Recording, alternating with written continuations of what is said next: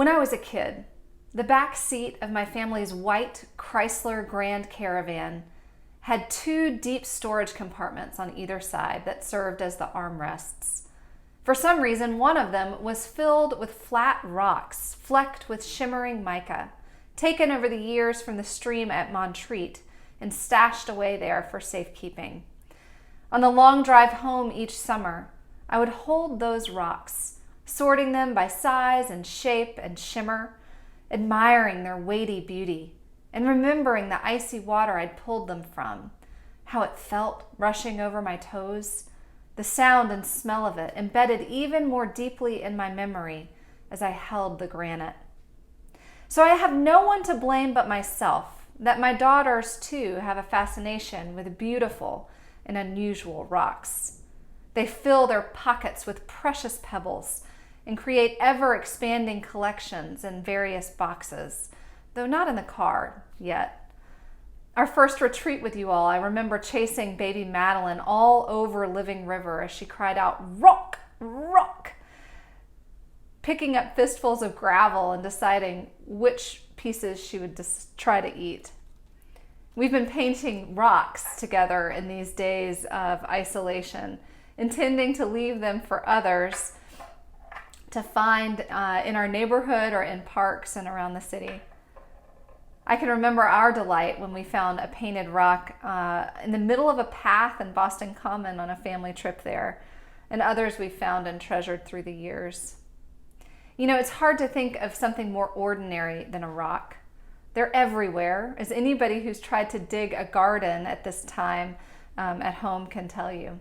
They could be enormous, like the boulders at Moss Rock Preserve, or tiny, like the pea gravel on the wooded part of the Jemison Trail. They're easy to ignore until a shard finds its way into your shoe, or you stumble on a stone in the middle of a path. Rocks are ordinary, but it seems like ordinary things have taken on more significance these days. Trips we took for granted 3 months ago have become rare for many of us. Trips to the grocery store to buy food, going out to eat, even going to work or going to school. Ordinary outings have become extraordinary in this time of pandemic as we seek to stay home to stop the spread of the virus. As a result, the things we took for granted are taking on new meaning and significance. I'm more aware now of how precious time with extended family can be, since it seems uncertain when it'll be safe to travel across state lines again, or when grandparents can safely visit with grandchildren, or adult children can safely see and hug their elderly parents. Our sacred space, though far from ordinary, has taken on new significance for me since we cannot worship there safely anymore, and likely will not be able to before we move, no matter what the governor says. When is the next time we'll be able to hear a choir of voices joined in song, their sound soaring up to the rafters?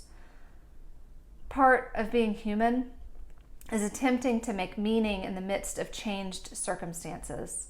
We're certainly doing that now. We're sifting through our work lives, our days of retirement, our parenting practices, our church programs, and asking, what is essential? What do we want to hold on to? And of what do we need to let go?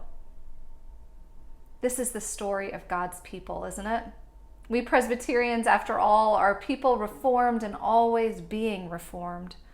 Ongoing transformation, creation, and recreation of what work and worship look like, what they feel like, continually seeking to answer the question, how do we live faithfully here and now?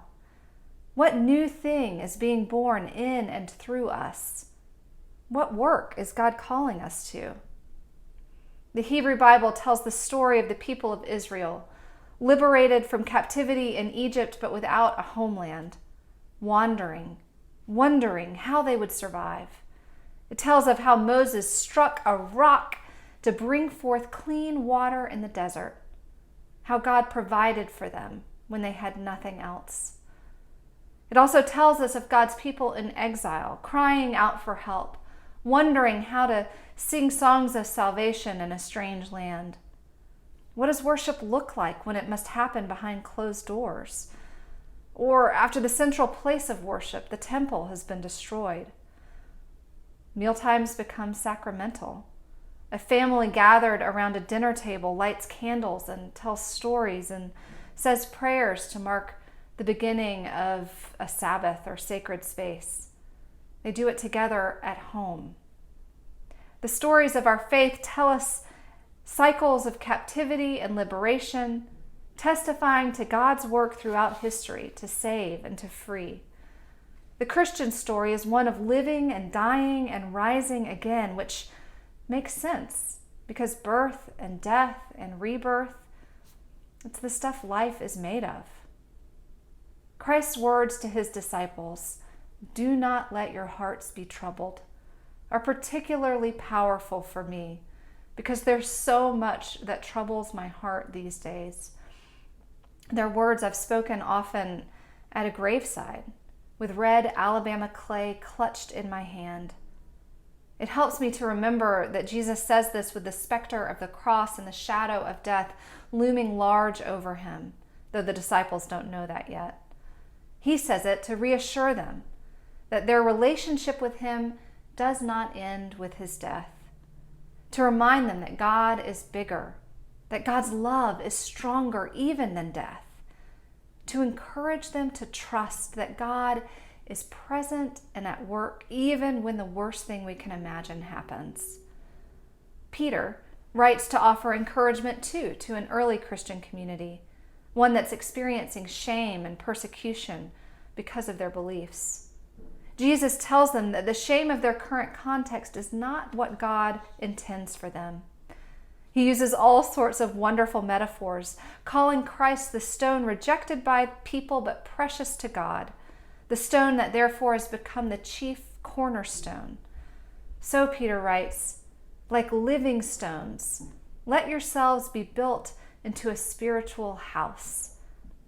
Now, stones are cold and hard, lifeless and heavy. But though it's hard, rock is moldable. The persistent rush of the Colorado River carved the Grand Canyon, just as surely as the flow of Flat Rock Creek in Montreat smoothed out the stones I loved as a child, the ones my children treasure now. As hard-headed or as occasionally hard-hearted as we can be, God, our Creator, is at work shaping us into the people we're meant to be. By the love of Christ, we are made into the living testaments to God's grace and goodness. In this time of crisis, when we can't gather together in our sanctuary, what would it look like for us to be living stones? To see ourselves, each one, ordinary, sure, but precious and beautiful to our Creator. If we let the life-giving breath of God and the love of Christ make each one of us into a spiritual house, a home for God, wherever we are, what might happen? You know, the bedrock values of our particular people of God are a firm foundation upon which to build. After all, we are First Presbyterian Church, a home in the heart of the city. We build then on the truth that we are blessed and beloved children of God, loved not because we are good, but because God is good. Wherever we are, we're people who welcome all whom God welcomes, which means everyone is welcomed and valued. However or wherever we worship, it lifts our spirits, and the needs of the people do meet the power of God. We are a people who courageously speak up about God's love and desire for justice, who reach out across differences to invite others in, and who build bridges in a fractured world to serve and be in relationship with each other, with people experiencing homelessness, with college students, and with those on the margins.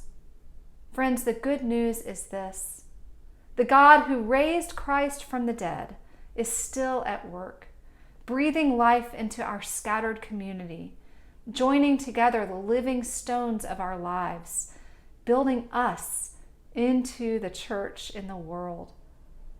Thanks be to God.